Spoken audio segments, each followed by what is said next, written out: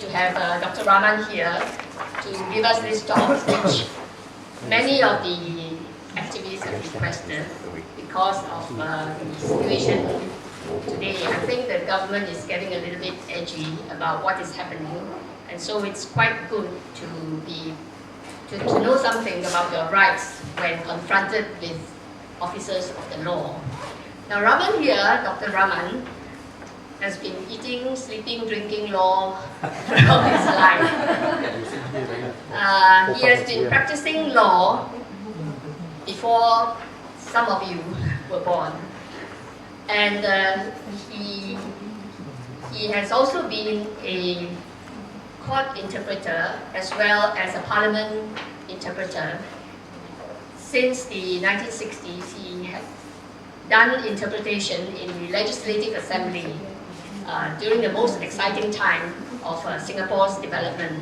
So he has heard David Marshall, Dr. Lee Siew Choh, Prime Minister Ong Pang Boon, whatever, those great speakers in Parliament.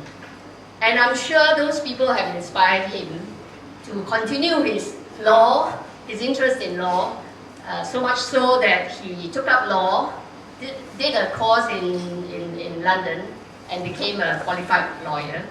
In 1968, he was called to the bar in Singapore. And ever since then, he has been in legal practice. Now, Raman not only knows the theory of law, he also has the experience of being in prison, being interrogated, and so he is the most competent person to give this talk. So I won't delay anymore, but just a last word, he is a man with using all his time most efficiently. So not only is he practicing law, he has also done his PhD at a nice age, right? Yeah. He's always on the go, so we should be inspired by him. So I'll hand you over to Dr. Raman.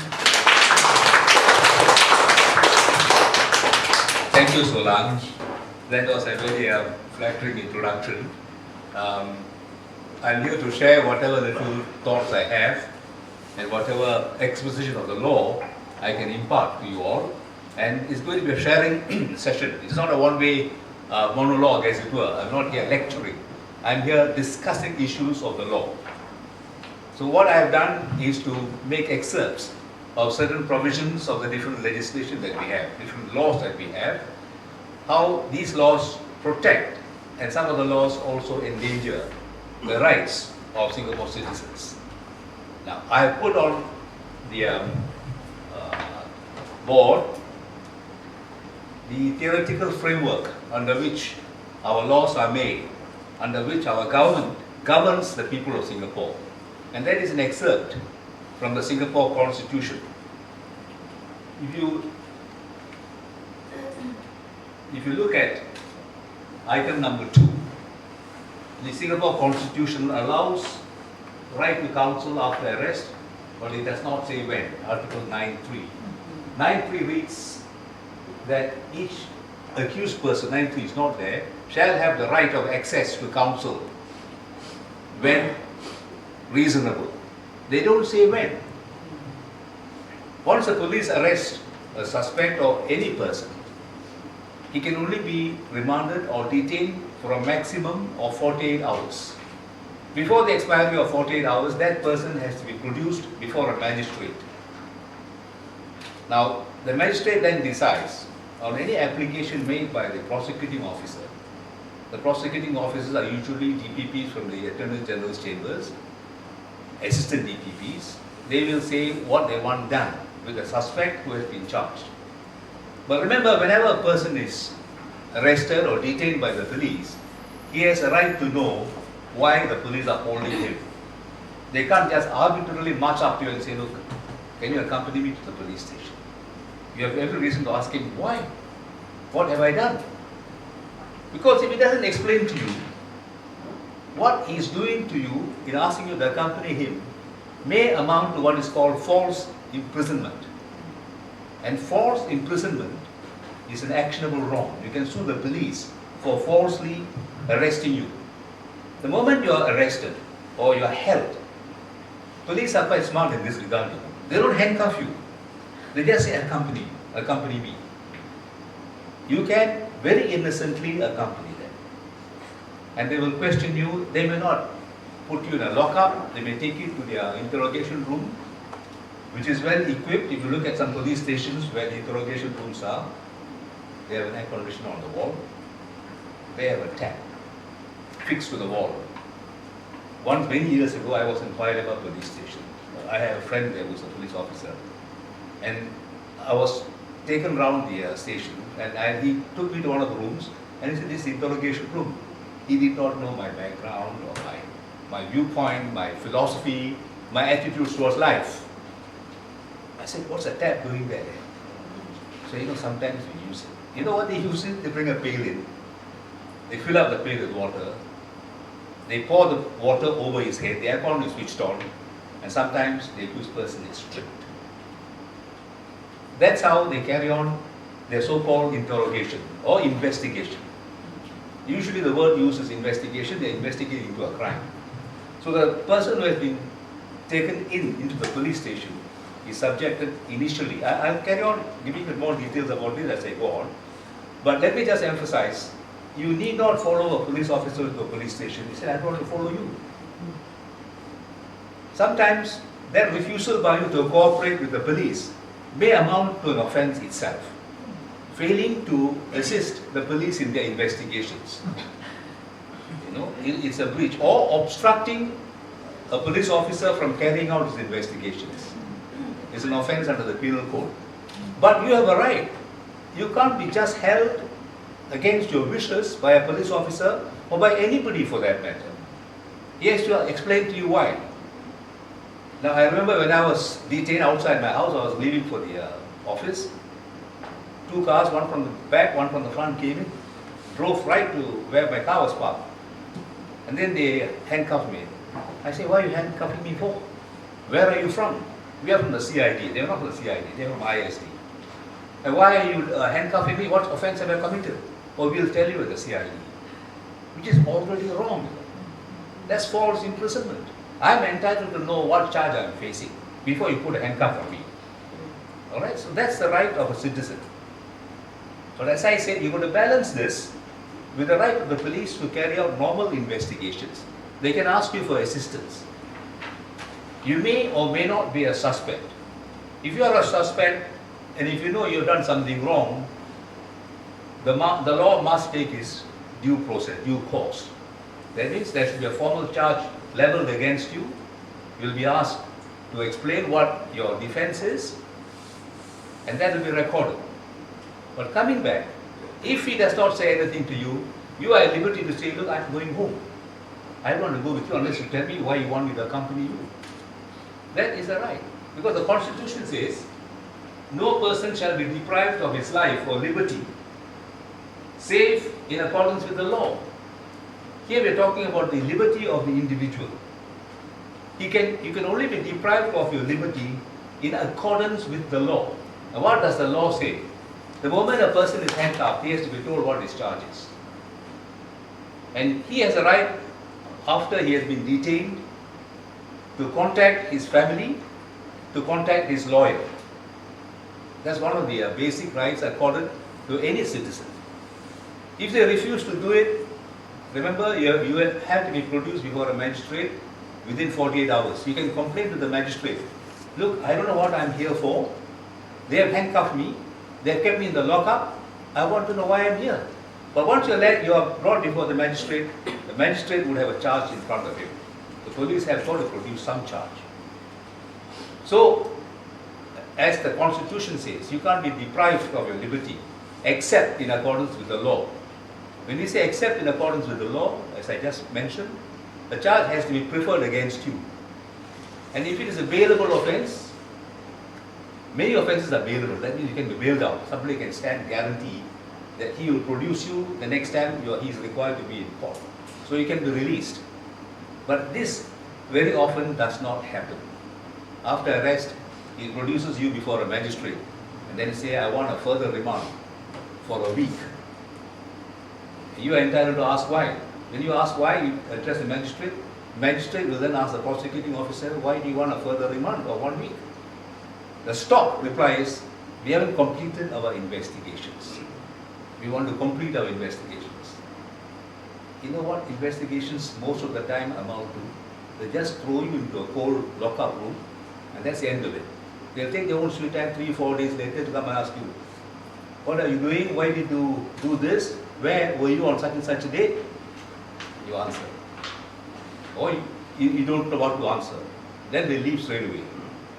Then you're kept there, just suffering in the cold isolation of a police lockup. But your rights are still intact. Your family can contact the police station. Your lawyer can contact the investigating officer if you can find out who the investigating officer is. So that's basically how things happen. Now we are talking about normal criminal investigation, not detentions under the Internal Security Act. That's a different ball game altogether. No detentions under the Criminal Law Temporary Provisions Act, which is another set of laws. It has been called temporary from the year 1955.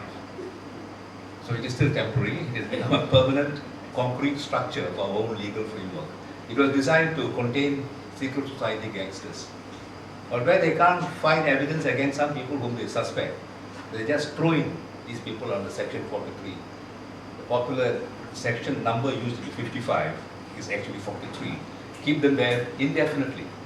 But criminal law detainees enjoy better perks than political detainees. Now, so that's the basic structure of the Constitution. You can't be deprived of your liberty or your life. That means you can't be hung for murder without due process of law. You have to be charged. The details of the evidence against you have to be disclosed. And still, remember that the burden of proving a person is guilty is on the prosecution. Prosecution is what is alleging you have done. It is their duty. But our laws have been so distorted. Very often, the burden of proving your innocence is on you, not the burden of proving guilt on the part of the prosecution. Can you compare the two situations, the fact situations and the conceptual situations? The moment you are arrested, you can say, what have I done? I have not done anything wrong. You have evidence, please produce it. You can defy the police and the police can't do anything to you. Of course, there are other aspects of police investigations. They don't just resort to verbal persuasion. Come, let's have a cup of tea. Tell me where you were on such and such a day. What you say, I'll write down, and maybe it may be beneficial to you. I'm not exaggerating. This happens. So it's temptation. There's an offer to you to just admit everything, plead guilty, and they close the file. And the mood and the atmosphere and the ambience in the police lockup, I don't know to describe to you. It is cold, it's impersonal, it's dark, and sometimes even infested with mosquitoes, with bugs. So the urge within you is to get out as soon as you can. But you have to have a stolid and a solid conviction that you've done nothing wrong. The police have to prove. Now, sorry, Dr. Raman. Yeah. You mentioned this remand period. They can ask for an extension of remand for 1 week. Is there a limit to how long? There is no limit if you ask me, but they can't ask for indefinite extensions of the remand. 1 week, perhaps 2 weeks. More than that, you can object, you can protest. If the magistrate is a sensible and an experienced magistrate, he will say, why do you want so long? You see, in other countries, investigations are completed, everything is ready. Then only the police move in and arrest. But unless the offense took place right in front of their nose, they don't arrest. Other countries. In Singapore, no. Any suspicion, anybody complaining, they will go and detain the fellow first. Put him inside. Try to extract an admission from him. Yeah. After the 48 hours, right? Yeah. The person is brought to the magistrate. If within the 48 hours the person hasn't met his or her lawyer, can the lawyer be there during the meeting with the magistrate? you know, it's very, very unfortunate in our system. Lawyers are not allowed to see accused persons who are under remand, despite protests from the criminal lawyers. Look, he is entitled to access to a lawyer. He needs advice. They'll say no. The police take the stand. Lawyers will interfere with the investigation. But during the when meeting up with the magistrate at the court itself, when the person is brought, can the lawyer be there? Lawyer can be there, but he can't talk to his client, And then the which is really strange. And then the magistrate can't do anything about it also. Magistrate will listen to the prosecutor, and 99.9% of the time, he swallows whatever the prosecutor says. He says required for investigation. Investigations are not completed yet. You see, that's where they treat criminal lawyers with total disrespect. They must understand that lawyers are there to help in the administration of the judicial process. They're not there to obstruct or report. Because lawyers are also interested in establishing the truth. No lawyer is going to defend somebody whom he knows is guilty. He will only defend him if he knows he has a chance to get off the charge. Of course, there are lawyers and lawyers. If you talk about a man like David Marshall with whom Solang has worked, if he knows you are guilty, he will never represent you. He'll say, go and see some other lawyer. What am I to assist you with? You are already guilty, you have admitted your guilt with the police. I will tell you my own personal example once. An elderly lady came to see me with her son many years ago when I was doing criminal practice. Nowadays I don't do criminal work. He was charged for armed robbery of an elderly woman. He had a knife with him and threatened her, look, unless you give me your money, I'm going to kill you. So in the old days, the procedure was slightly favorable to the accused person. You had what is known as the judge's rules as to what any investigating officer should abide by, the rules of procedure, the conduct. And that was, in a way, objective, in a way favorable to the accused person. Because if the police officer wants to take down any statement which the accused person will want to say, and he has been suspected of an offense, the first thing that an investigating officer should do, in those days, investigating officers used to be of the rank of inspector and above. Nowadays, it's the sergeants who do the investigation work. They are lower than the inspectors. So the first thing the inspector has to do when he is investigating an offense is to warn him. Look, you are being charged with such and such an offense under such and such a section. If you want to say anything, we'll have it recorded and it may be used in evidence. They just say it may be used in evidence, not used in evidence against you. That is what is being done now. Now what happens is, if a person is accused of an offense, the charge is read, the accused person is obliged to answer. Otherwise, if he doesn't answer, doesn't give his defense at that stage, the court can draw what is called an adverse inference. The court can be asked to address the issue. Look, the accused person had an opportunity to explain what he did, what his defense was. He did not do that at the first available opportunity. Therefore, an inference must be drawn which is not in his favor. That's called adverse inference. Under the old criminal procedure code, this was set out, the procedure was set out in what is known as Schedule E. And they were the embodiment of judges' rules passed in England.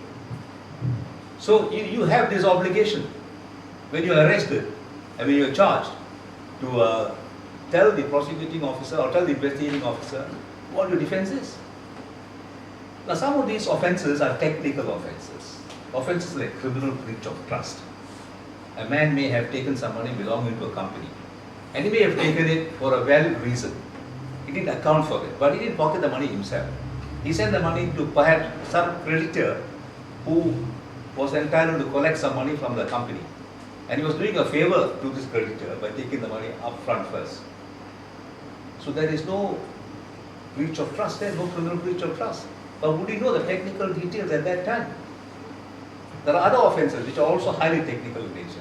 You need a lawyer's assistant to explain the situation, the ramifications of the law, before he can have an understanding what is expected to do. Now, Schedule E was completely wiped out in 1976. No such protection was given. You're obliged to answer to the charge.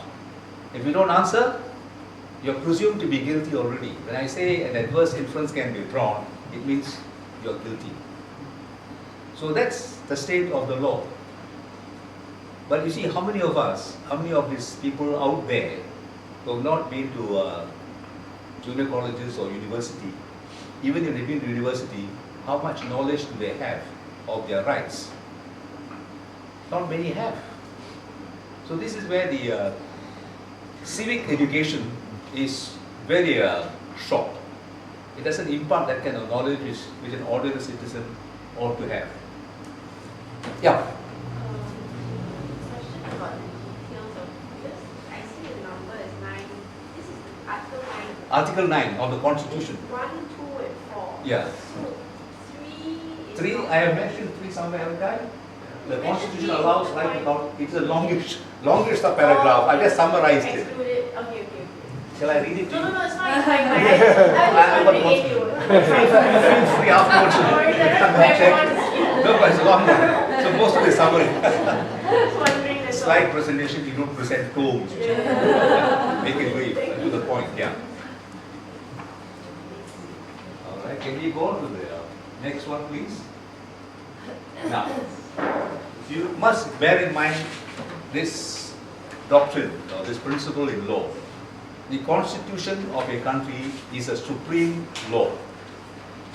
Any law that conflicts with the supreme law is held to be unconstitutional. You may have come across instances of unconstitutional legislation in the United States. Fortunately, the Supreme Court in the United States has got the supreme power, as it were, to declare a law as null and void, passed by the legislature, passed by the House of Representatives, endorsed by the Senate. It has become law. But you don't have to follow it. If you feel that that is unconstitutional, certain basic principles of the law have not been followed, you take it up all the way. You look at the case of Brown versus Board of Legal Education, a 1954 American Supreme Court decision. Those of you who have done history, politics will know what Brown and Board of Legal Education stands for. The law existing pre-1954 in most states in the United States was racist in nature. Black children and white children cannot go to the same school. The case involved a black child going to a particular school and going in the same bus. And even the buses had apartheid within them. White children went in buses meant for the whites. Black children went in buses meant for the blacks. I mean, you heard about this lady who sparked off the whole revolution. You can't discriminate between whites and blacks. So Brown versus Board of Legal Education gave freedom to black children to go to the same schools as the white children did. Although the state in question had passed legislation allowing separate schools. So it was law. But the Supreme Court fortunately reversed it. So you can have that kind of bold spirits manning the Supreme Court of the country and then administering justice in the proper sense. Now, Article 4 deals with the situation where there may be laws passed which are in conflict with the provisions of the Constitution. If that happens, then you can always make an application to the court saying that that law is unconstitutional. Therefore, it should not be held as a valid law. You've got a classic case of a piece of legislation which is a mockery passed in 2009 called the Public Order Act. Now that one, not only perversion, it's a complete mess up of principles of law hallowed for so many centuries. I'll deal with that shortly. So that is Article 4 for you. If there is any inconsistency between the provisions of the Constitution of the country and the particular legislation in question, that inconsistency will be ruled out and the Constitution will be held as supreme. Okay, can you go to the next one? Now I just thought I'll bring about an illustration of the discretion which is vested in the government. in the prosecutorial department, the Attorney General's office, as to what charges they should prefer against a person who has committed what they say an offence. Now this sticker lady, you recall this? She went about putting little labels at traffic lights. My father's road, that one, is it? Yeah, that's right. My grandfather's road. Yeah, that's right. So there were investigations, and the social media was very active when this case came up. Some say, look, she should be complimented. She's relieving the monotony of what we see in our streets.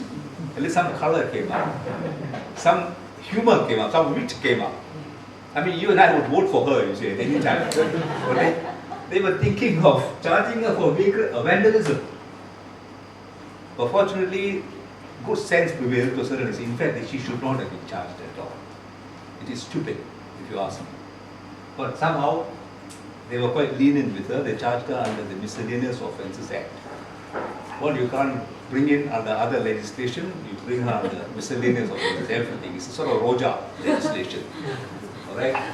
I'm just giving an example. If it was in the old days, it should have been brought under the Vandalism Act. What is vandalism? It is the defacing or the destruction of public property. Defacing means you can write some caricature on at a bus stop or paint something on the road, and that will be considered as an act of vandalism. The punishment is more severe in vandalism cases. Next one, please.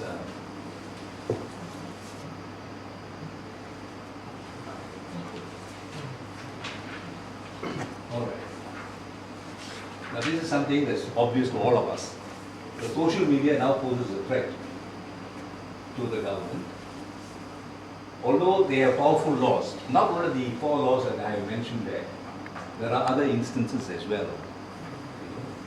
They have now added a fiercer law, the Public Order Act, under which just one person carrying a placard can be charged for unlawful assembly. That is what I meant by saying that we have laws which we should be ashamed of. He need not carry a placard. All he needs to do is what Rizal did. Have a kangaroo painted on a t-shirt, and you go. You will be caught under this Public Order Act. You know the definition of assembly? Can you go to the next one? The definition of assembly? Now, I'll come to that in a short while. Let me explain it, the slide that was shown to you. A single person can be considered an unlawful assembly. What does the word assembly mean? You're assembling some people. You're assembling some documents. You're assembling some decorations. Now the English language has been murdered, if you ask me. The normal meaning of a word is completely destroyed. So one person, as Rizal has found out, to his utter bitterness I'm sure, but fortunately at that time, Public Order Act was not in force yet. Public Order Act was passed in 2009. In fact, one of the judges in the High Court who heard the appeal on the demonstration outside the CPF building by G Raman, the sister of... Yeah, 4 of them. It didn't amount to 5, therefore there was no unlawful assembly. But nevertheless, they were charged. And V.K. Raja, son of a former political detainee, T.T. Raja, found as a fact that what they did was unlawful. They should not assemble. And he said things like the HDP and the CPF are icons of Singapore. I don't know how many of you agree with that kind of hallowed announcement or pronouncement of Singapore's icons. And that pronouncement by the judge, of course the government is listening and watching. They take a cue from the judiciary. Here the judiciary was working hand in glove, supporting what the government was doing. So soon after you have a situation where one person can form an assembly.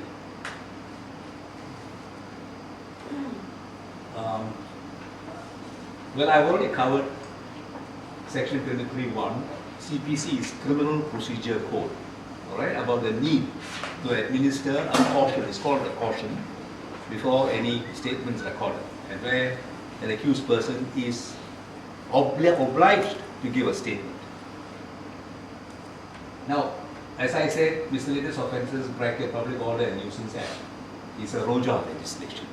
It deals with almost any situations. If you shout at the fellow across the road, hey, you so and so, you use an Anglo-Saxon epithet against him, you get the charge for abusive language, intimidating language,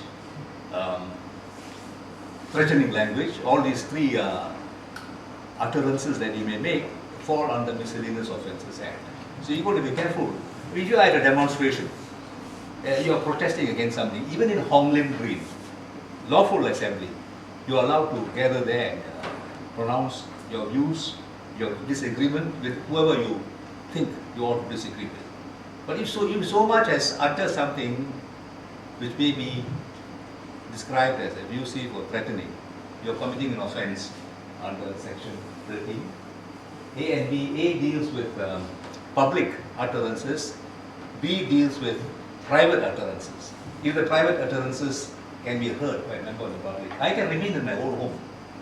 and then I can shout at a guest who has come to my house, you X, Y, and Z. I use some really harsh words against him. But if it can be heard by my neighbor, I have committed an offence under section 13. You know, that's how ridiculous it is. So be careful when you have a party and all that, and go slow. You don't fling abuses or colourful words. Yeah. Is there some exception for the police? Exception for the police one, When sorry. the police interrogate people, they often do these things. They do it every time, not often, every time. So surely the law must make some exception for them. You see, my dear friend, I don't want to describe you as not being informed about the reality at the police station. You know what's happening. You are right when you raise this, because any person in the position, in the situation you are in, when I'm talking about this kind of rights, will definitely ask me that question. Why are there two laws? One law for the police. They abuse you, they threaten you, they whack you. Not just verbal abuse. Physical torture is meted out. I told you about this example of the room in Pailema police station where they had a tap, aircon. What are they doing? And if you ask my friends here who suffered the same fate as me, so long she will tell you, read a book, Beyond the Blue Gate, you will know what kind of treatment you get when you are teaching. Abuse, torture, abuse. That's what happens when you're in police custody. Whatever protestations that the government may make, don't ever believe it. Because we have gone through the mill, so we know what happens. Can you go on a little further?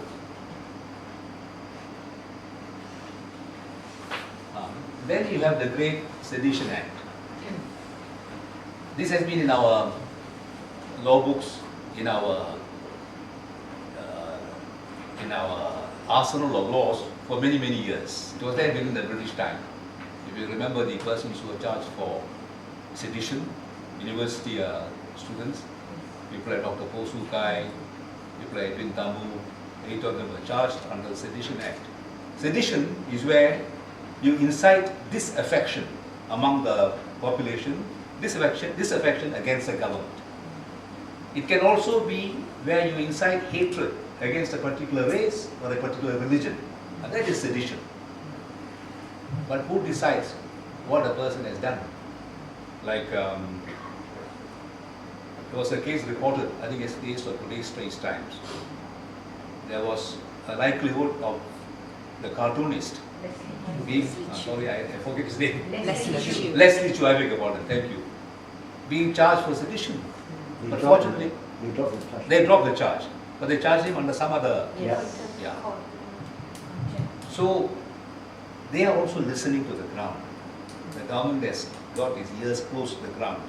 Otherwise, people like Lee Hsien Loong, the chosen one after Lee Kuan Yew, will never apologize. If the eve of the general election in 2011 May, have you ever heard any PAP minister apologizing? Yong Yew Klein spent about $6 million building car parks in order that people may go by public transport into the CBD.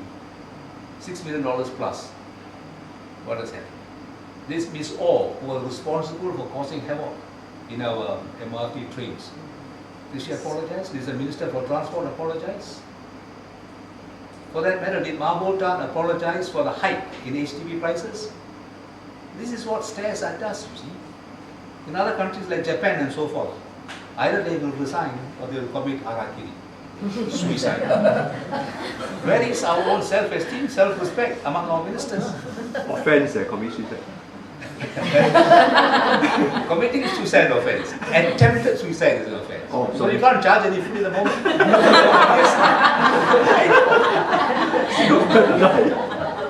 Alright.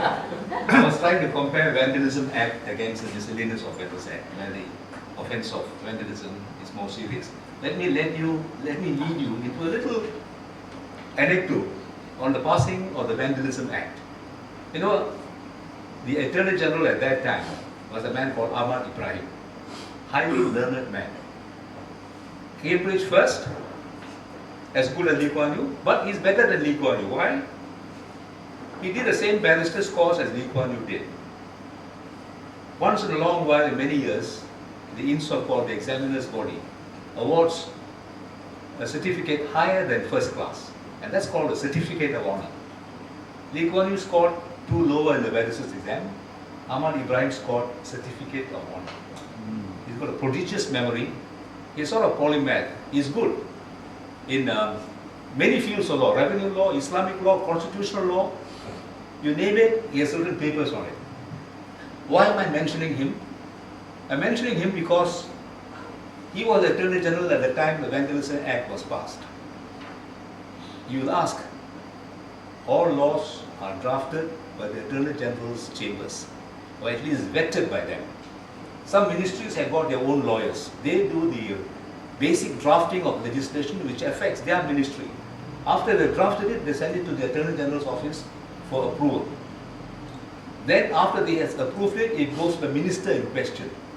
The minister then introduces it as a bill to be discussed and to be passed. So when it came to the Vandalism Act, you know, Lee Kuan Yew himself said in a public speech that he delivered at the Law Society's annual dinner that he had an Attorney General who was against the passing of the Vandalism Act, because he said it's against all criminal jurisprudence, principles of penology, which people know about. You don't attract caning a man for simply drawing a protest note on a bus stop, or tearing something which belongs to the PAP, registering his annoyance, irritation, his objection. That is extreme. That is why the Advocate General said he was against that law. But the law got passed. Why? The boss says you pass it, you pass it. You got no choice. And so much so that he was shuttled out after that. He went as Singapore's ambassador to Cairo, to Egypt. After that he got sick. He was advisor to the Ministry of Finance, I think, for a while. Then he went up and took up the Vice Chancellorship of the Islamic University, International Islamic University in KL. So that's a kind of men we ought to have in the Attorney General's chambers, who can stand up to this man, tell him, sir, I don't think this is acceptable. This is wrong. Let's put in the cloth back. Can you go to the next one?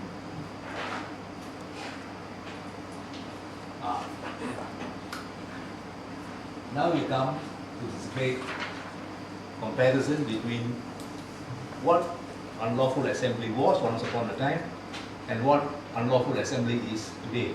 We're looking at section 57(1, Criminal Procedure Code. You look at the wording. A police officer may command an unlawful assembly or an assembly of 5 or more.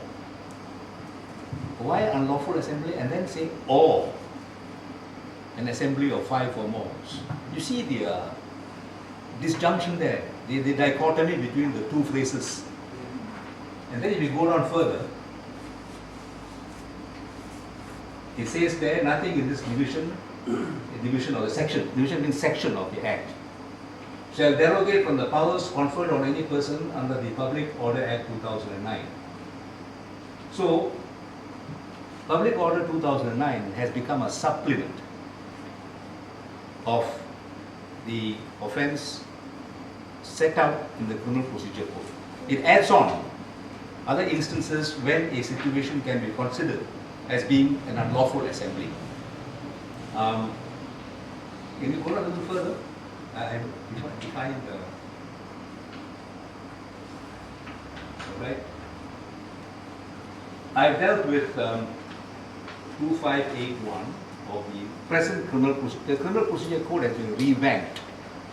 The old sections have been all changed, amended to have new sections brought in. Now the safeguard against what is called self-incrimination is found in the criminal procedure code, section 22(1). And the previous section used to be section 1222. Those of you who are lawyers, you can take note of that. You look at 22(2) criminal procedure code, where a police officer questions a person who is acquainted with the case, he shall be bound to state truly what he knows of the facts and circumstances of the case, except that he need not say anything that might expose him to a criminal charge, penalty or forfeiture.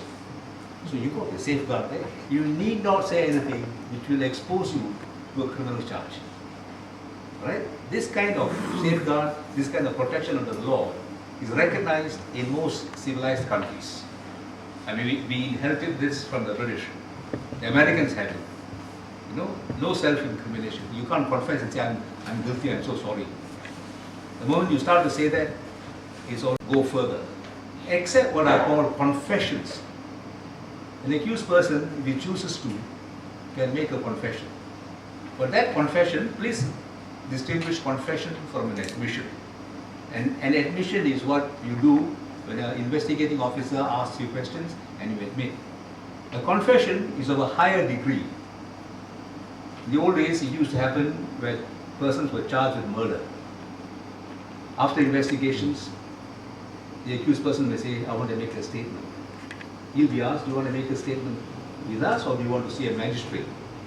It is safer and better and stronger for the police to send a man to a magistrate and for him to confess to a magistrate on what he had done.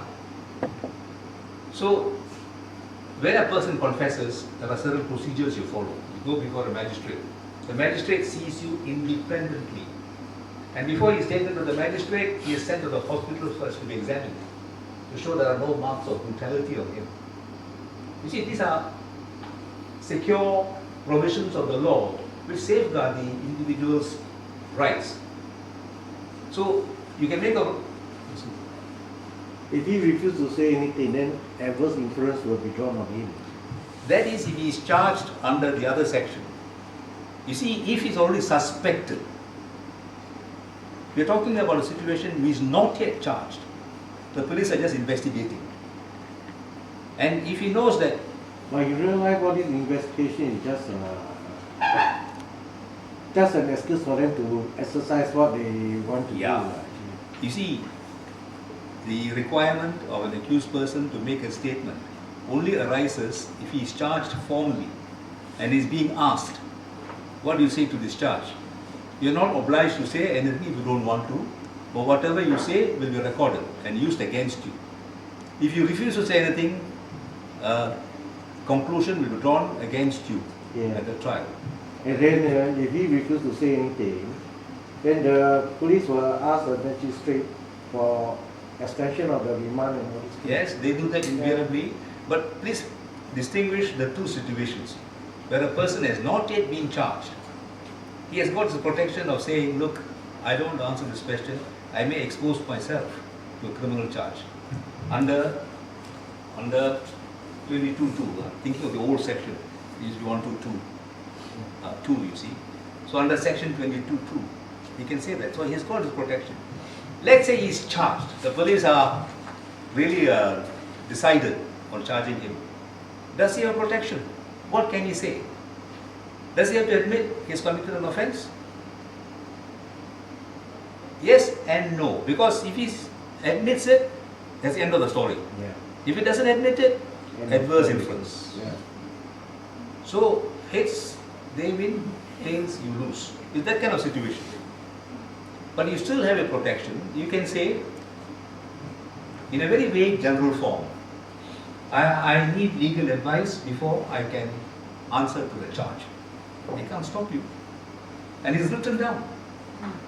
And the police are required to obtain your signature, firstly under the charge which is read to you, secondly the caution which is again explained to you, thirdly after you have written down the answer, you got to read it, say it is correct, and then sign it again. There are so many safeguards. What happens to an illiterate person? Illiterate in English, is it? Or totally illiterate? Totally illiterate. Doesn't matter. As long as he can speak, there will be an interpreter available for him. And the interpreter will have to explain. He has to be a competent interpreter. He has to be familiar with the dialect or the language that he is speaking. The interpreter will have to sign the statement as well, together with the investigating officer, IO, and the accused person. I didn't quite finish the story. I began when I talked to you about this guy who robbed an old elderly woman. This was under the old law, the Schedule E, the rules, judges' rules applied. I had asked him, had you admitted to the police in your statement that you robbed a woman? He said, yeah. What kind of defense do I have? He kept quiet. The mother began to cry. You know, I found out he has committed a previous armed robbery offense. And he was convicted, he has served jail. Look, I'll do this for you. I'll represent you, but you plead guilty, I'll put up a strong mitigation plea for you. I can't defend you. The mother was crying her heart out. He was also very moved. She begged me, she said, you try your luck. You do what you can. So, you know, it, as I said, it's under the old law, old procedure. This accused person had to be charged and he has to make a statement. He was Hokkien speaking. So an interpreter had to be called. Now the caution must be explained to him before he makes a statement. Otherwise, if no caution is administered before he makes a statement, what statement he makes is then not admissible. So I took a chance, I asked the detective who was acting as interpreter, at what stage did you interpret the caution to him? Was it after he had given the statement or before he gave the statement? I was holding my breath, If he had so much as said, I administered the caution to him before he made the statement, my chap is sunk. You know why? He has already made a statement admitting. He said, no, I administered the caution after he had made the statement. And fortunately for me, I had a sensible district judge called Tan Wejiris, no more, he's passed away. And my chap was acquitted. I didn't derive any pleasure out of doing this kind of work because he has harmed an innocent, helpless woman. But these things happen, But nowadays they've tightened up the law so much that it's difficult. And nowadays the doctrine is an accused person is presumed guilty until he proves himself innocent. So the burden has shifted. Okay. This is the great piece of legislation that we have. I put down the long title deliberately. You see, all legislation, all laws have got what is known as a long title, and then they have a short title. The long title of this act, read it carefully, an act to regulate assemblies and processions in public places. Sounds very innocent, doesn't it? Just regulate beyond peace and order in our country. To provide powers necessary for preserving public order and the safety of individuals and special event areas. Again, reasonably okay, you can say, alright, that is to be expected of a police force. To supplement other laws relating to the preservation and maintenance of public order in public places. Pause there. Why do you want a supplement for? You already have existing law. You have the Penal Code, you have the Vandalism Act, you have the Miscellaneous Offences Act, you have the Sedition Act. Why? The why can be answered by looking at the definition of what is an assembly. Definition of assembly includes a demonstration by a person. Remember earlier I read to you the offence of unlawful assembly is unlawful, and it becomes an unlawful assembly or an assembly of 5 or more persons. So there's open interpretation. Here they have not bothered about niceties of the law. The language must be precise, it must be fair. They said straight away. Definition of assembly includes demonstration by a person. So what resulted at that time, the legislation was not on yet at that time. But now it does it. you're committing an offence. But what I'm told is police will approach you. Say, if you say, look, why are CPF funds being held back? Why is that the entire savings of a CPF member cannot be released when he's 55 or 60 or 65? Your Medisave account remains there. It is your earnings. You can't take it out except for payment of medical expenses. But if you're healthy and you're okay, what happens to the money? It remains there, only your family members can benefit. If there are no family members, the man dies a bachelor, no close relatives, finished. Government takes it for investments or other purposes. I don't want to go into details. Now, that is what the Public Order Act does. Coming to a close. Now, that's roughly it, Now, I'll open the floor. Whatever questions, whatever comments you have, you are. Rizal has got a question. Okay, for the act, right? I understand it is passed adopted, whatnot, and next. Okay, let's say, people always assume the situation where the only way you can revoke it, right, is like the position gets power, whatnot, right? Other than that, right, is it possible for members of the public to stop such laws from getting passed? You can. Because it's against the constitution. You can have protests, agitation, representations made. Sometimes what the government does, if it is passing some controversial piece of legislation, after the bill is introduced in Parliament, they will refer the matter to a select committee where views of the public are invited. But let me tell you, the government would have already made up their mind. Going through a select committee hearing, inviting the views of the members of the public is just a whitewash. They say, look, everybody came, they made their views known, but we passed it, majority of Parliament, and each MP is a representative of the people of his constituency. And if he says yes, he's representing the views of his constituents. That's a theory. That's what they will invoke to justify their drastic, oppressive actions. The only other way, I don't want to be charged for sedition myself, is to have a sit-down protest, outside. If you're asked not to enter a public building, you sit there and block. Don't move. What Mahatma Gandhi used to do, what Martin Luther King did. Peaceful protest, non-violent protest. Right? There have been certain situations that the government has changed its mind.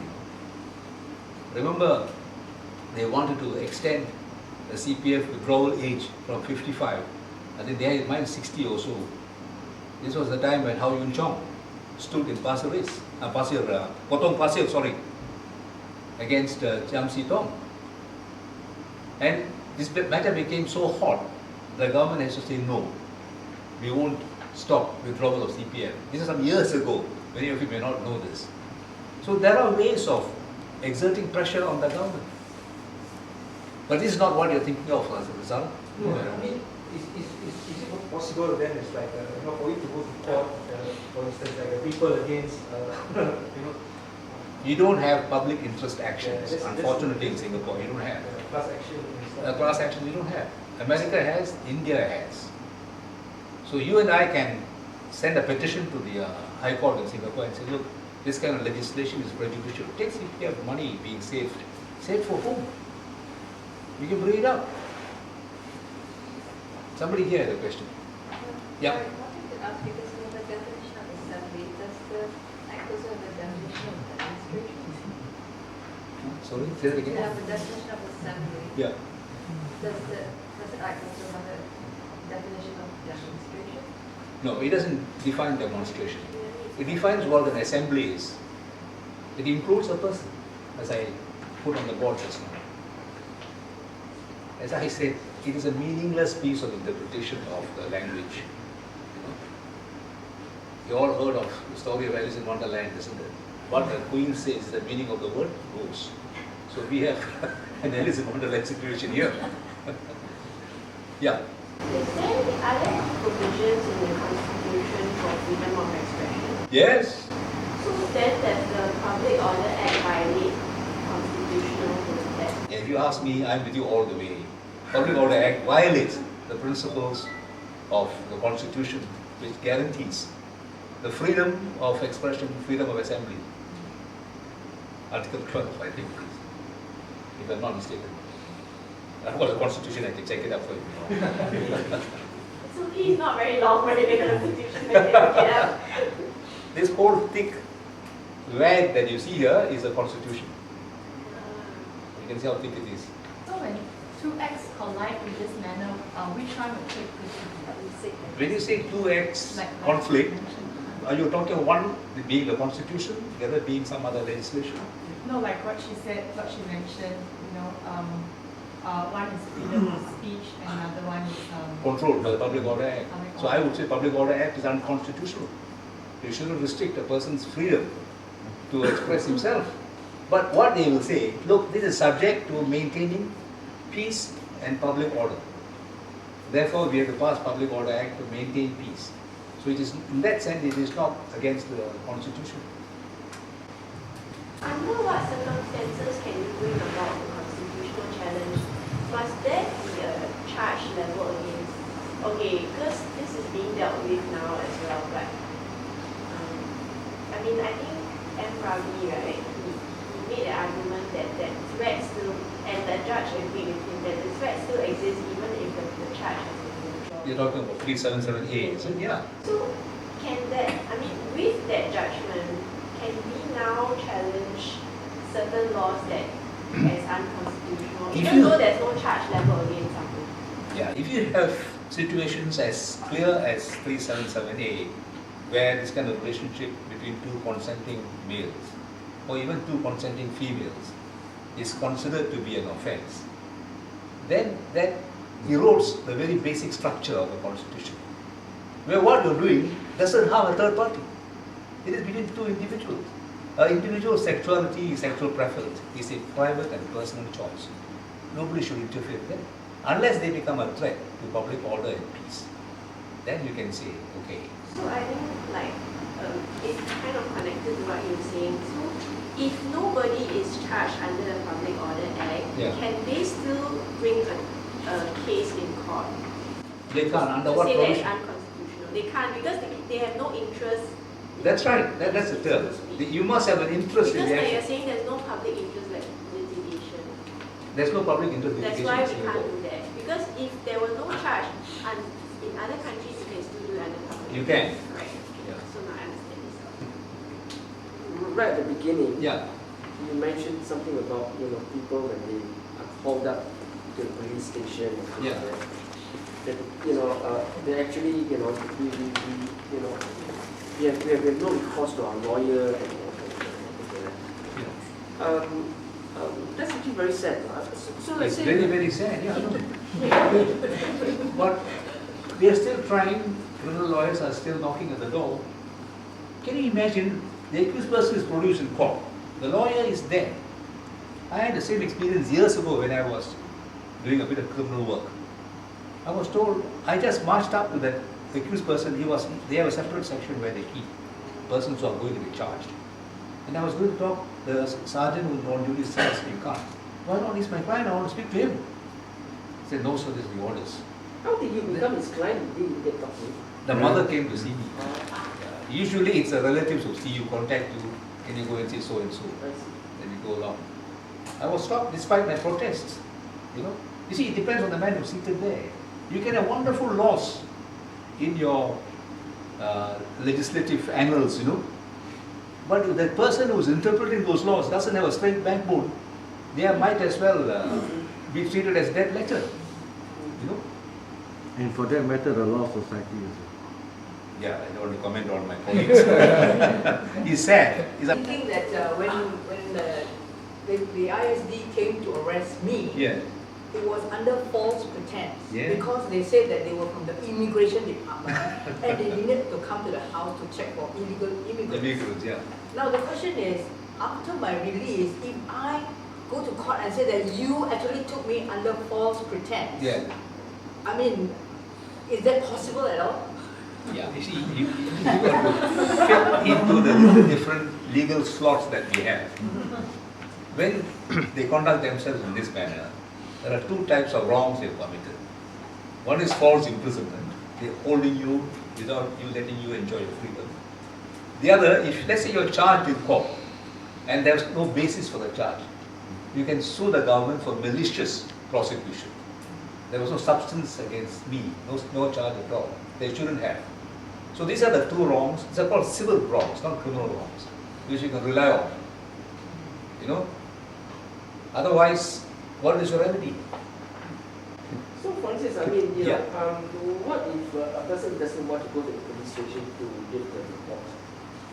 As I said, you can do that. You can do that. But as I also explained to you, the government has got the power to investigate, and you're obliged to cooperate until such time as you think you may incriminate yourself. Then you don't have to answer. Then they can charge you. If they charge you, then you got to give your defense. And as I said earlier, if you don't give your defense what it is, adverse inferences are drawn against you. Now, in most of these cases, it can be a matter of just one man's word against the policeman's word. Very often that is the case. Even the statement, you can say that, look, Yeah. like what one of the audience said, I'm illiterate. Yeah. So even you're an interpreter there, he may have interpreted wrongly to me. Either interpreted wrongly, Yeah. or you may not interpret what you wanted to say. Yes. So even when you put your signature down, it's just against one man's word against another man's word. So why don't they do video recording on this thing? You see, this is why you should follow what the British police do. They have video recording everywhere. It's all video. Yeah. It's, you can see the man being interrogated, his answers are given. Yes. And this video is given to the accused person or his lawyer. Straight away. Yeah. Why don't they do it? The answer is obvious. They can't. You see, they have a shortcut. That is a labor intensive thing called the fellow. Lawyers can even sit in when they are being questioned, when the accused is being questioned. Hey, you can't do that. I don't know whether you know Inspector of Police called Tong Keng Wah, who disappeared with a revolver. And there was a manhunt after him years ago, but this is 1976. Not very many years ago.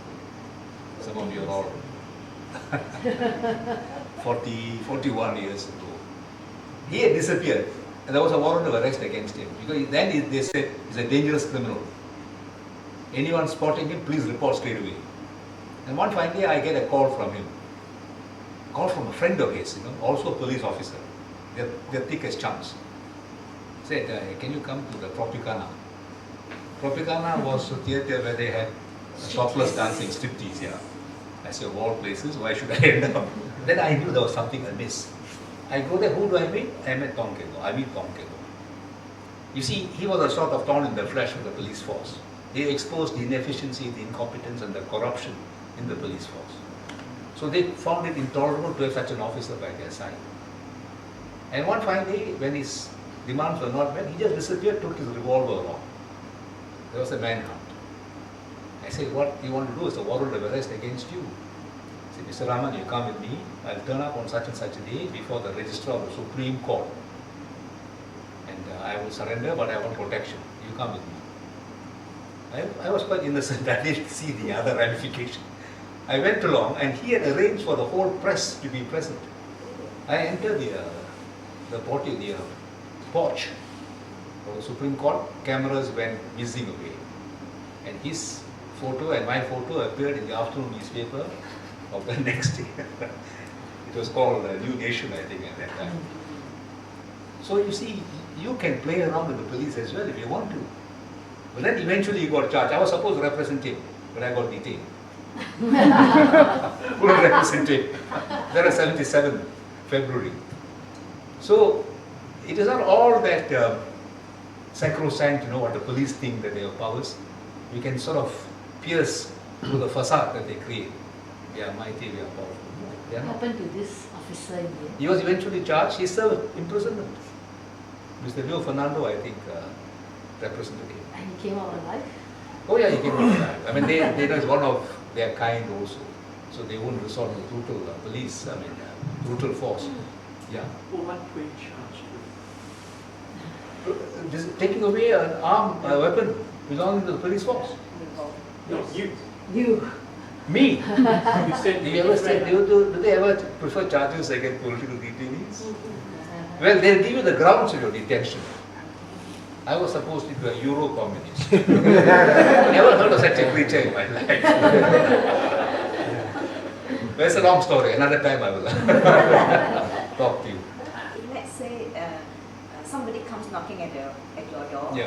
and like what Hiling said, they gave some excuse. Yeah. Can you actually video of the whole process? You most Is it certainly wrong? can. It's your own house. What? You can do what you like in your house. Take photographs. Have it video. You questioning them and they answer. They muffled answers, whatever. Yes. Then the useful evidence. But Can you they can tweet about it? I am right now being threatened with arrest. approached by what appears to be officers for the law. Yeah. Tweeted it put on Facebook. You can do that. So you can. No, I had a classic instance of Yeah. the brother of Miss Chung here. They claim they're from such and such people. No, I'll tell you the story. 2 undergraduates doing architecture. They were renting a flat from Tay Keng Soon. You all know Tay Keng Soon. My brother's name is Chung Binker. He's still practicing as an architect. And the other guy was a man called Chan Kam Shi. Graduate in architecture, he was a Malaysian. He's unfortunately passed on. So a knock is heard when they're both inside the flat. They open the door and ask, what is it? No, we are from the police. They mentioned something. We are from the CNB, sorry. They're not from CNB, Central Narcotics Bureau. They were some other branch. The real target that this inspector had, together with his cronies who went to knock at the door, was Mr. Tay Keng Soon, because they were harassing him. And they want to harass people who occupying his flat. So, they say, what do you want? No, we suspect there may be some offence committed. Hey, no one has committed anything. But nevertheless, they barged their way in. And the charge preferred against Binker and Chan Kam Shi was that they obstructed a public servant from discharging his duties. So that's how perverse the police can get. His name was Inspector Arumugam. I had to defend both of them.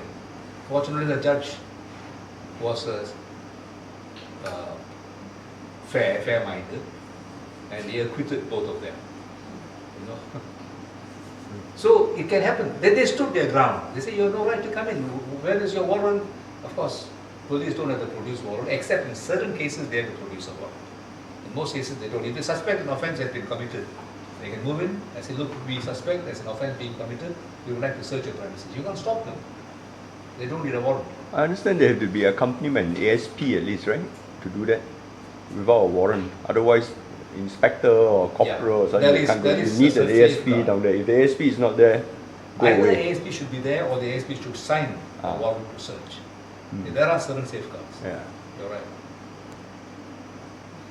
Yeah? I mean, just now when they mentioned about the police officer saying that we are from the immigration and we want to look for illegal immigrants, Yeah. they can actually later, especially when you don't tweet at that time, and you don't, if I know. you have recorded, they can deny that no, we never say such things. They always deny. Yeah, so there's no You way. think that's what they will do. They will say they never said this to you. Like what they did to me. You know, when I was handcuffed, I asked them where they're from. They're from CID. But I knew within me, they're bluffing you, you know. So this is what happens every day. But isn't this impersonation of a public officer? It is. It is, They right? can be charged. They can be charged, you know. Yeah, impersonating. Impersonation. So right now the cameras and video take. They help a lot. Yeah. You're recording what they're saying. Right. That's why nowadays the handphone is very useful. Yeah. If So you at need home, that- put a closed circuit TV. Yes, have it. You should have a closed circuit camera at home. Let's say for instance they come, right? They come, right? And then they want to do investigation, they explain that, oh, it's because of this, right? And then they took the computer away, right? But then, later on the charges is a different charge from what they explained. Yeah. Right? Because of the incriminating evidence, whatever it is, other They than found what the computer. the It case was is. found in the computer. So then, They were fishing actually.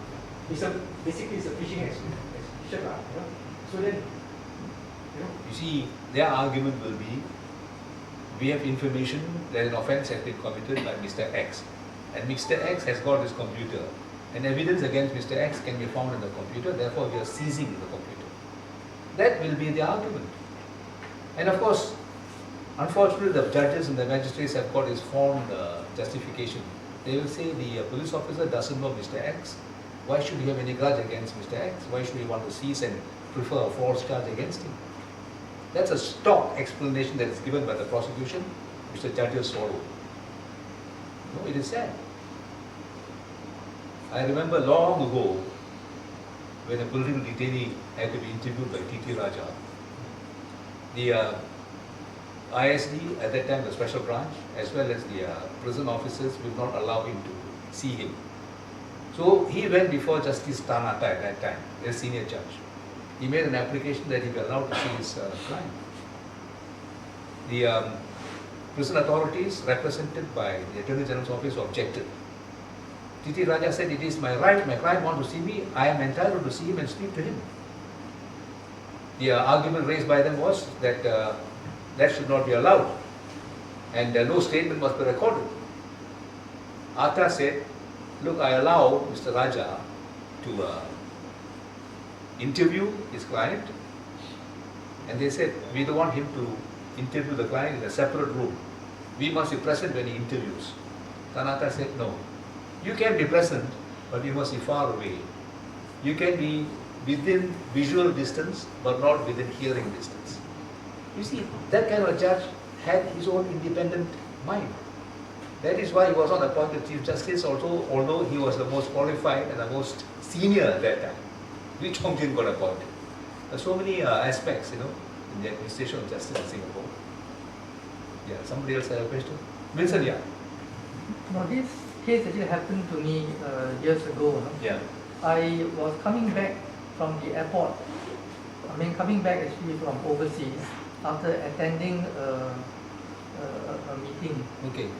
And then when I reached the airport here, after crossing immigration, then you come to the customs. Right.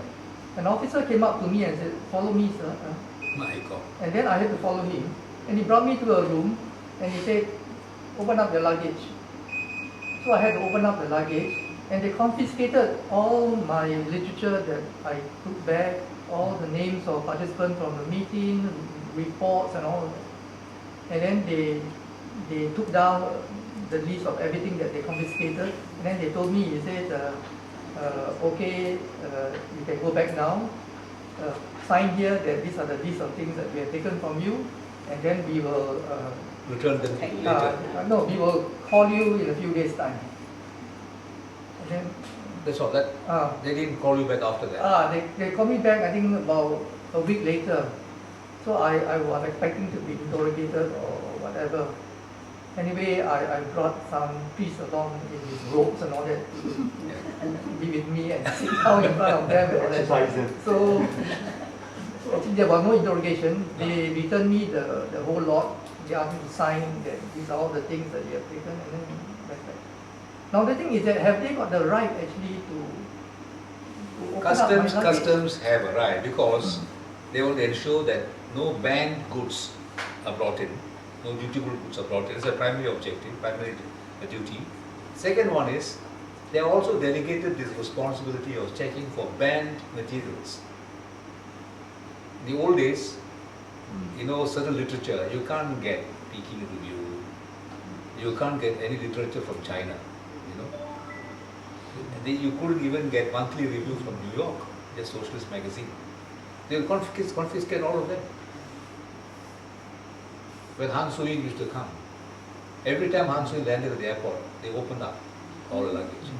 She was a firebrand rebel in a way. It was critical what was happening. And I hope you don't mind if I say this. In one particular inspection, she had her own,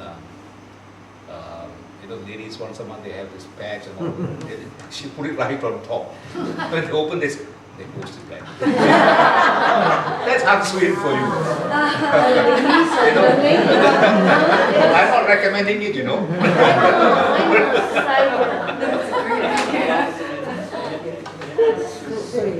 just passed away about a year ago. Fantastic lady. Any other questions? Yeah. What are the so-called rights to your confiscated items? In a sense? Like, for example, I remember Martin C. Right? Yeah. When his firm was called for investigation. What I find very funny is that certain items that is not critical for investigation got confiscated. Like his camera. Yeah. He already shot the film. So the camera is really there's no relevance to this thing because it's you need a cartridge, a video thing inside to record everything, and it has been edited. So why they want to confiscate the camera? I see no purpose in it. All I can see is that it's inconvenient Martin because his daily job. Maybe that's his livelihood. He uses his camera as a tool of his trade. Yeah. So that's why I want to ask, what are our rights to items that is confiscated, especially when it's critical to your livelihood. Our livelihood. Yeah. Yeah. They got no right to do that. I mean, if they find something offensive, some material which can amount to seditious material, or which is pornographic, let's say, I'm just giving you illustrations. They can seize those items. There's a film inside, or some cartridge inside, they can seize, so what they can't seize the camera. They got no right to do it. You should sue them in a civil court and ask them to return it.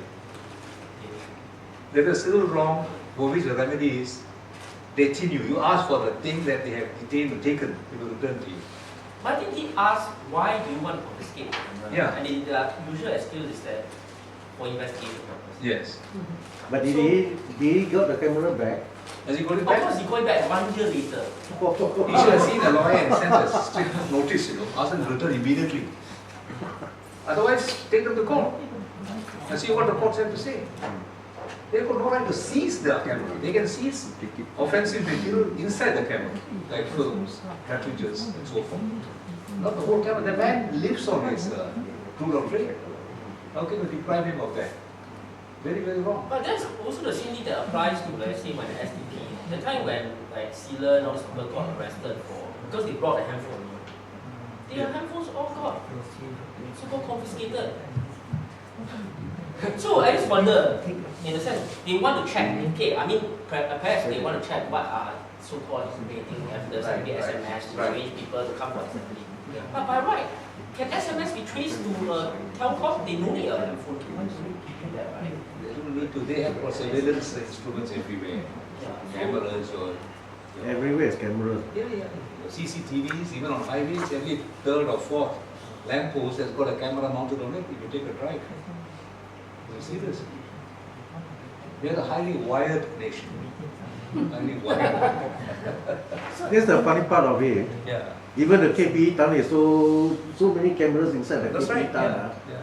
But when you have two cars racing inside there, the police is asking for public for information to help them in the investigations. Yeah. Half the cameras are fakes. Just there to frighten you. Nothing one inside, no film one. Like the ISD, when the Masalamat ran away, inside all not working one. Serious? Yeah. Sorry. Yeah. What can Marusi do? Because it also reminds me of Lin Lee, the filmmaker. Yeah. And actually, they are after her firm about the Chinese workers. Yes. But they confiscated everything, even those firms that are not related. Yes. Yeah. So in this case, what can she do? You see, Lin Lee's right, like Martin C's right, is to ask the police to return. Martin C's case, the camera. In Lin Lee's case, a handphone or whatever instrument she used to record the video, you see. A laptop also. Oh. Yeah. But you see, to return is one thing, but can we say that we don't give it to you because it's not related? Can or not? That means before... That you can't. You know why? You've got to make out a strong case. There's nothing incriminating there. Nothing which will help the police in their investigations. But who should decide that? They will say, all right, she obstructed us from carrying out investigation. You can be charged for obstructing a public servant or police from carrying out investigations. It's an offence under the penal code. So in this case, they can actually tell you, I want this, and you have to, you cannot go You against can ask them, that. why do you want it? They got to establish an excuse or a justification for asking you to produce And you've got to be convinced they are fair, they are reasonable. If they are not reasonable, you can refuse. Let them do what they want. You know? They have to charge you for obstructing a public servant from carrying out his duties. And then you defend yourself in court. Expose, look, I've been most reasonable. I asked them why they want it. They failed to give me a reason. So why should I part with my possession? That's the argument you can raise. You want to stand up, you see. But the reason they always give in this, in a sense that they say it's for investigation purposes. Yeah, I always cooperate with them. But if you seize my camera, why do you want to have the whole lot camera plus the film inside, the cartridge inside? You take whatever I have filmed, give me back my camera. And the cameras are not 5 cents or 10 cents, you know, they're expensive instruments. And that's your livelihood. They can't deprive you of that. You got to stand up, you know, see a lawyer. Let him send a stiff notice to them. And if they fail to respond in 7 days, take them to court. I don't want to blow my trumpet. I had the opportunity of taking the CPIB to court once. They took away $20,000 from a pork butcher's wife's safe deposit box in a bank, $20,000. The allegation made by the CPIB guys was that this $20,000 was meant as a bribe for Inspector Joseph Tang. He was then in the Secret Society sub-branch. They came to see me, the lady came to see me together with somebody else whom I know. So I said, look, I asked the lady, is this money meant as a bribe for Inspector Joseph Tang? No, it is my own money. Now why do you keep so much money in your safe deposit box and not in a bank? Oh, I'm used to keeping money because I need the money sometimes I'll take out and spend on my business. It's pork butcher's business. Or is it? Then I wrote a letter to the CPIB director. Look, you've taken this money on such and such a date, there were so many months already, you have returned it. If you want to charge, you please go ahead and charge my client. If you are going to charge Inspector Joseph Tang, please do so. And do so within a reasonable time. No reply, you know. I sent a reminder, no reply. So I sent one more letter, look, you have not replied and my client wants the money. Can I meet up with you to explain this? I was so humble, so polite because my clients also didn't want to provoke them. Because they can do so many things. At the time section 55, now section 43 was rampantly abused by the police. So they agreed to meet me. So I went there on a certain thing. So I was very young, just 1 or 2 years at the bar. And who was then the director of CPIB, a man called Yong Siu Wah. He was just about to step down, and the man was going to take over was a former deputy commissioner of police called P. Rajaratnam. This gentleman, P. Rajaratnam, was subsequently murdered in Brunei. If you remember, and his body was made to stand upright with a boulder tied to his leg. Alright, I'm just giving you a little bit of background. I think it's a color itself. Now, so both of them sat. They made me wait for about 10 minutes. 2:30 was the appointment. They didn't call me until 2:40. So they called me. I was a young fellow, you see. They must have thought I'm an upstart lawyer, not knowing my law. So I went in. They asked me, yes, what can we do for you? Look at the complete madness of the situation. I have written them 3 letters. They asked me what are you here for. The gentleman, I believe you have read my letters. Yes. What proof have you got that it is your client's money? You know, audacious, impertinent. That was the tone. This is Yong Siu Wah. Rajaratnam was just observing because he was just being inducted into the job. So I told them, gentlemen, I believe you are familiar with the provisions of the Evidence Act. The Evidence Act says a person in possession is presumed to be the owner. You got it? So the lady had the money. She was in possession of the money. So she's presumed to be the owner. That's what the law says. Unless you can say it is not hers. The duty is on you to say that it is not your money, your client's money, Mr. Raman, you can do what you like. Then they said rudely, I don't think we can help you, Mr. Raman. I said goodbye to them, came back. The very next day, I issued a writ in the High Court, suing the Attorney General because you can't sue the CPIB in name. If you want to sue any government department, you got to make the Attorney General as the defendant. So I issued the writ. I served it on the Attorney General. The very next day, I had a call from a state council called Mabel Tai, a wonderful lady. I say, Raman, why did you issue this summons? Why did you give me a call? So I explained to her what really happened.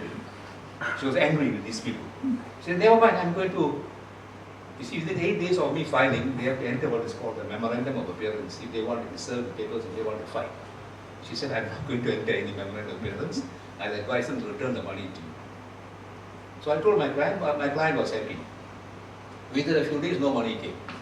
Then I had a call from a man called Peter Zito, who was then the CPIB. He subsequently was an ISD, if I'm not mistaken.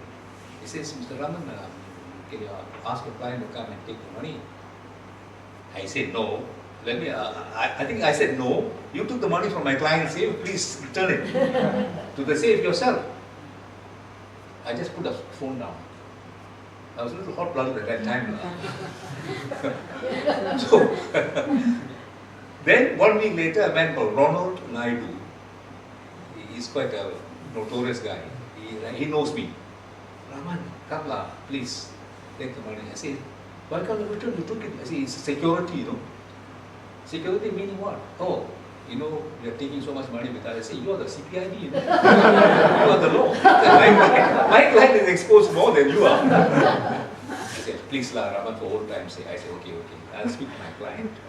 I didn't answer straight away, I didn't say no. I mean, I've got to be fair to my client as well, fair to Ronald. I spoke to her and she said, never mind, that's all right, we'll go in there. So that's a story. You don't worry about government departments, sue them. If they seize your articles wrongly, sue them. Ask for the return of the article. Take it to court. But Mr. Raman, it costs, doesn't it, to take someone to court like that? Well, some lawyers have got this instinct about them to serve community where they can. Do you think I charged her very much? She paid me a small amount of money. I said, never mind, it's all right. You stand up for what you think is fair. Don't look at money all the time. I totally agree with you. Yeah. But I also realized that we better be prepared to go inside the lockup. So all the expenses you're describing explains to me why it happened to you. Okay. So in this case, the police obviously made a record of what they had seized from her, including They had, But what if the man had not recorded the 20,000? There's evidence. They seized the money from the bank. The bank has got records. You see the safe No, deposit the box? safe deposit box doesn't have a record. I go to my safe deposit box, I deposited what's in there. I don't have to tell the bank what is in there. Well, you don't have to, but if an outsider wants to open the safe deposit box, he has to tell the bank who he is, why he's opening. Oh, I see. He was external. Yeah. It's not through her. So that means that the police officers have every right to enter your safe deposit box and ransack it and then close it back. They have. Your knowledge. They have. All they need to do is tell the bank officer, look, we're investigating into a crime. We have evidence there's something inside the safe deposit box. Can you please open it for us? And you know, bank officer once they hear CPIB, police, their legs give way. That's the truth about Singapore.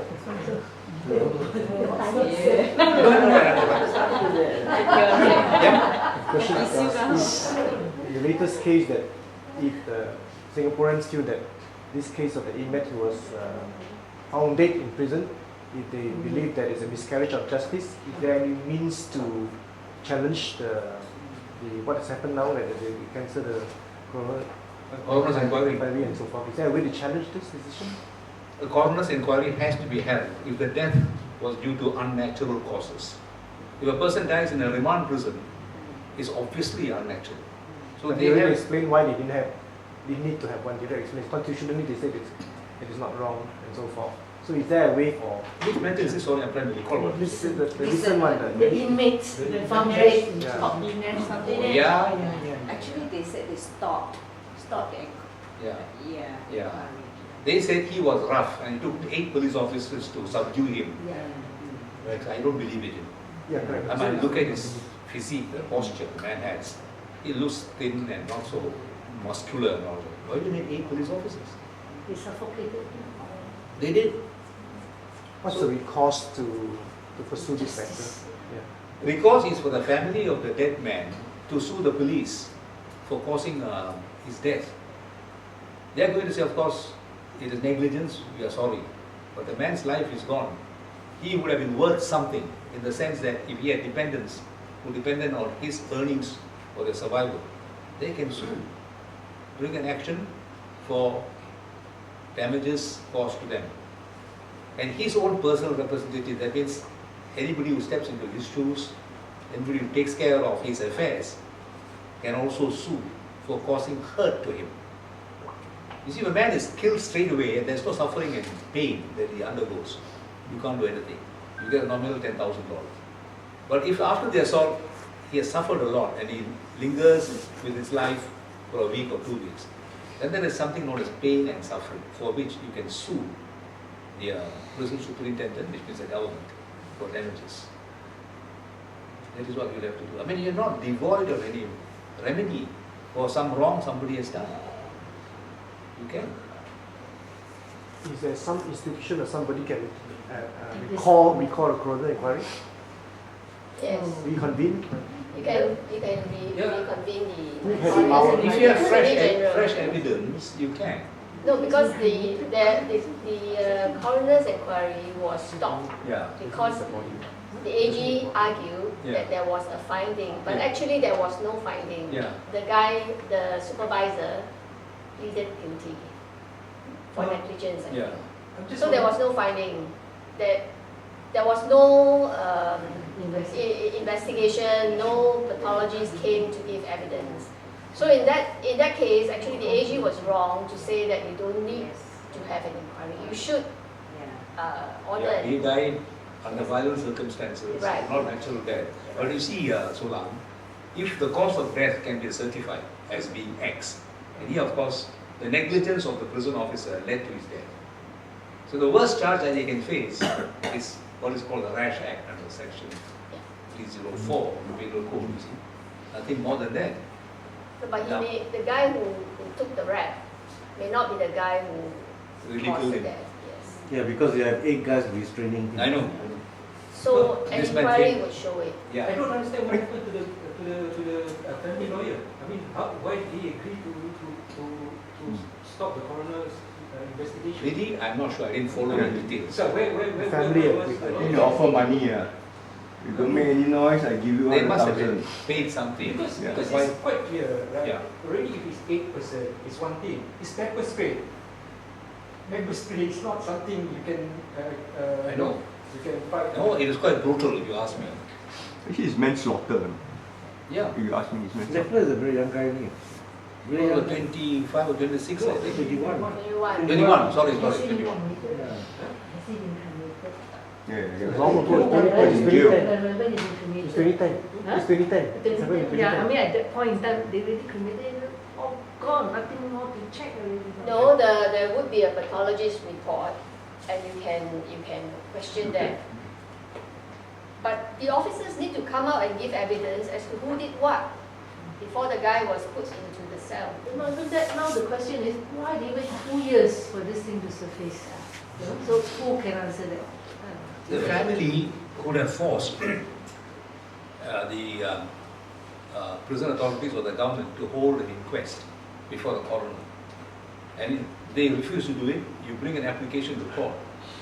In the old days, the term used was mandamus. You bring an action for mandamus, force the government department in question to hold the inquiry. You know, you have a right there. So I don't know what the family did. If they had been advised properly. Even if the family had compensation, it's not relevant to the coroner's inquiry. They won't get compensation in any event. Because it brought up other questions such as, why was he re-arrested? Because he broke certain regulation. Right? But what did he broke?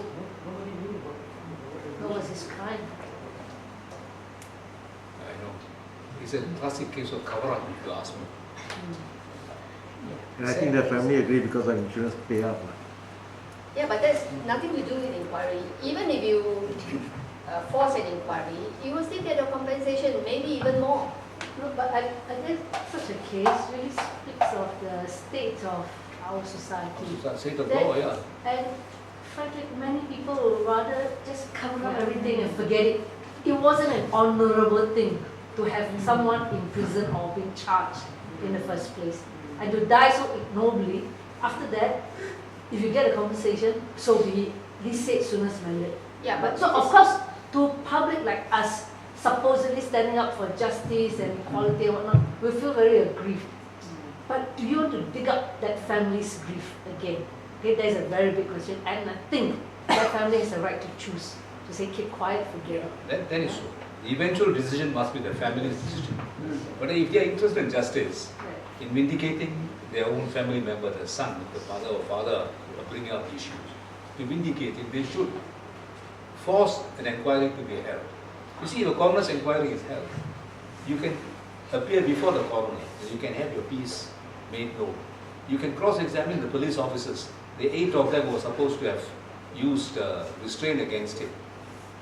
Question them. Look, was he so violent? Was he so much stronger than a prison officer? And prison officers are, are a selected breed of fellas. They're muscular, they're strong, and they have to undergo physical training very often, very regularly. So why do you take 8 men? Don't you have this kind of injections or spray where you can sort of deactivate him? They use pepper spray. Yeah, they use pepper spray. Which is too much. Close range. 8, I think they use 8. Each person got 1. And the other obvious thing is like in prison, so long you step outside of the cell, it's on CCTV. Yeah. True, so everything is recorded. Yeah.